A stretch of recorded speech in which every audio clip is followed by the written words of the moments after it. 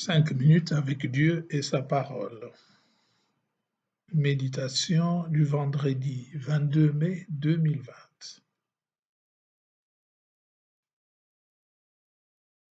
La souffrance comme un accouchement.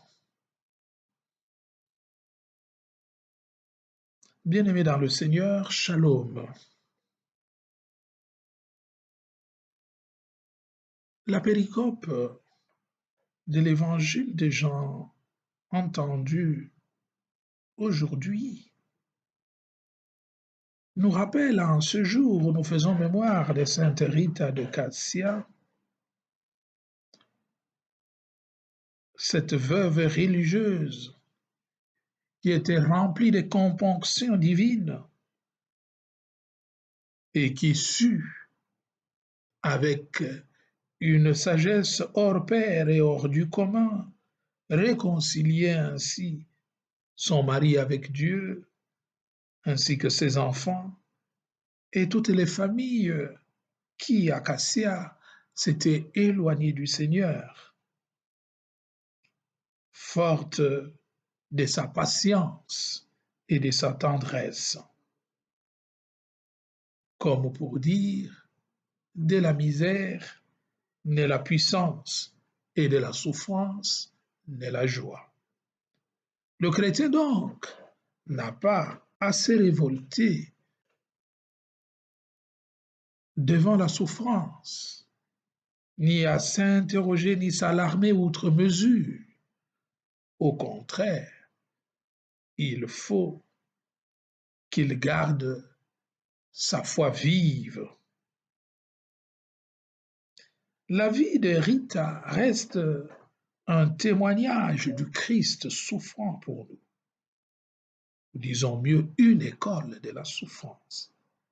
La vie chrétienne, donc, c'est cette école de la souffrance, cette école à la suite du Christ. En fait, l'homme de tout temps se heurte de jour en jour au sens de la souffrance, à telle enseigne qu'il se demande pourquoi le mal dans le monde, et au point qu'il peut même se mettre en conflit avec Dieu. Mais le Saint-Père, le pape, le Saint-Père Jean-Paul II, de vénérable mémoire, a écrit une splendide lettre apostolique intitulée Salvifici Doloris, qui signifie le sens chrétien de la souffrance humaine.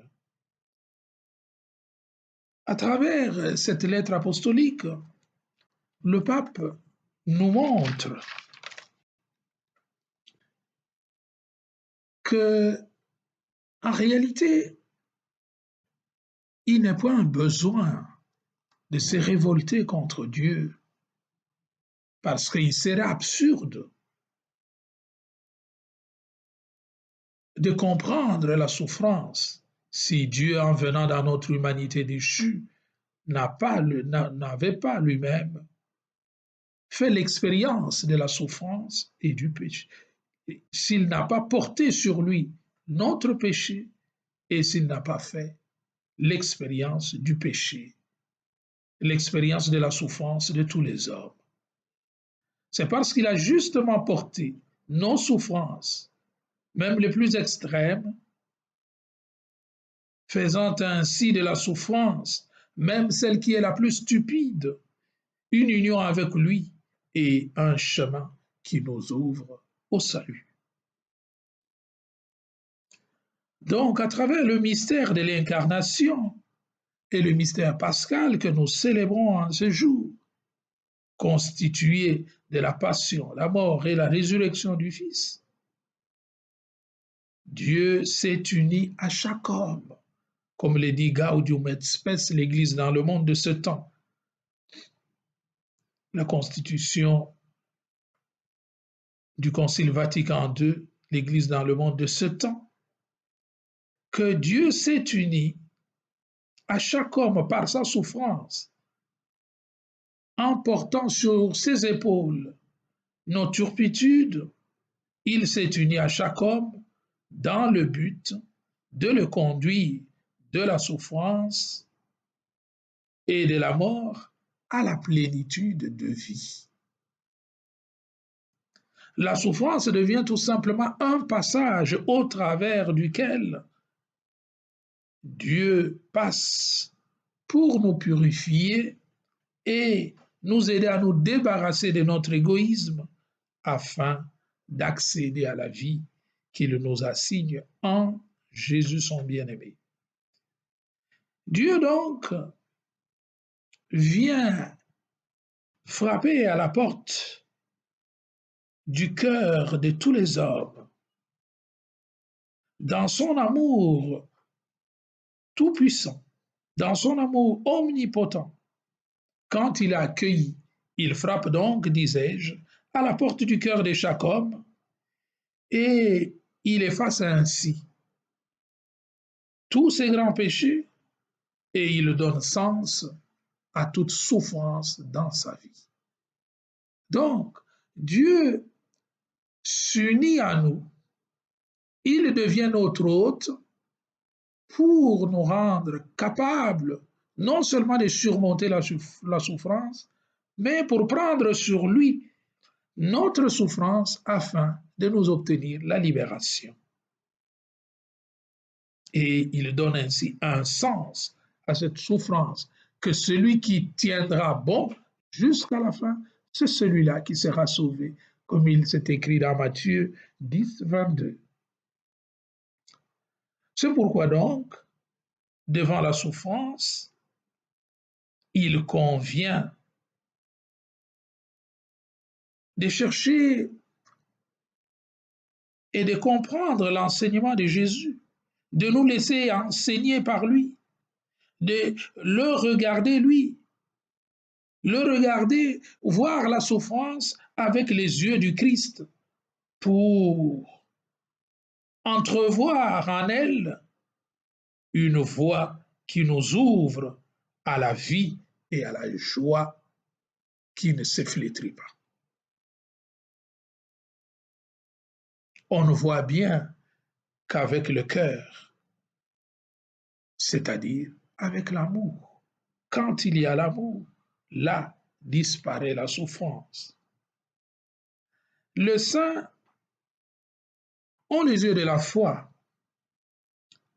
C'est pourquoi il voit la présence du Christ dans chaque personne qui souffre, qui est abandonnée, qui meurt, qui est rejetée, marginalisée.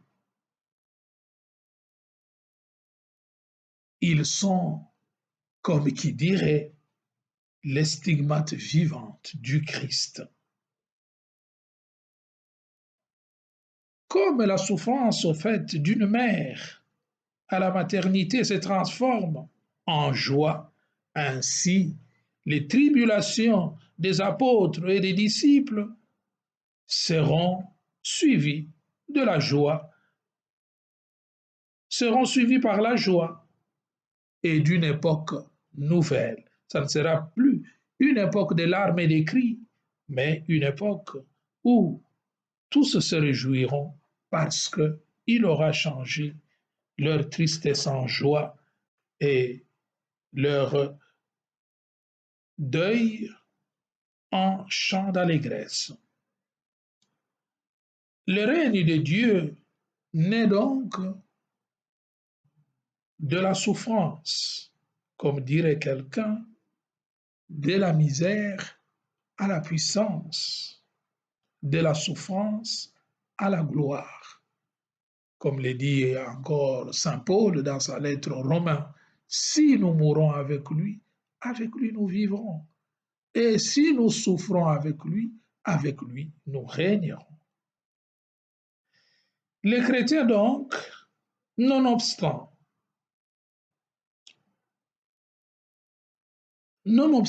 tout, malgré tout,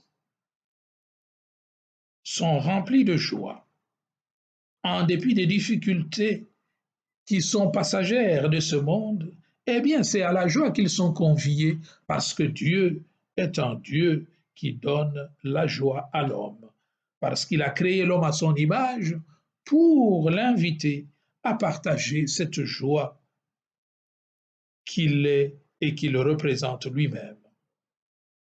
Alors, les chrétiens qui sont pétris du Christ, c'est-à-dire ceux qui se laissent sauver par Jésus, sont donc libérés du péché désormais, de la tristesse, du vide intérieur et de l'isolement. Avec le Christ, la joie naît et renaît en chacun d'eux. Alors, le grand risque que nous pouvons courir dans notre monde aujourd'hui, avec sa mentalité consumériste, sa mentalité de consommation à outrance, et une tristesse individualiste d'un cœur qui se ferme à Dieu et aux autres, un cœur qui ne se réjouit jamais de faire le bien à l'autre, un cœur qui ne vit que pour soi et non pour les autres. Et ce cœur ne peut vivre que dans la souffrance. Si nous voulons donc éviter la souffrance, il convient de pouvoir non seulement l'absolutiser, mais il convient de pouvoir la combattre en étant attentifs les uns vis-à-vis des autres, en nous secourant les uns les autres et en aidant tous ceux qui sont dans la souffrance. Cela réduirait au maximum la souffrance dans notre monde et nous pourrons alors accéder à un monde où les hommes vivraient en frères. Guéris-nous, ô bon Maître, de cette fermeture et enlisement en nous-mêmes et ouvre-nous à la souffrance des autres pour qu'avec eux, nous puissions contempler ta gloire, car là où est la charité, il y a la paix, là où est l'humilité, il y a la vérité. Aide-nous à vivre pour toi et par toi. Amen. Que le Seigneur vous bénisse et vous protège, le Père, le Fils et le Saint-Esprit.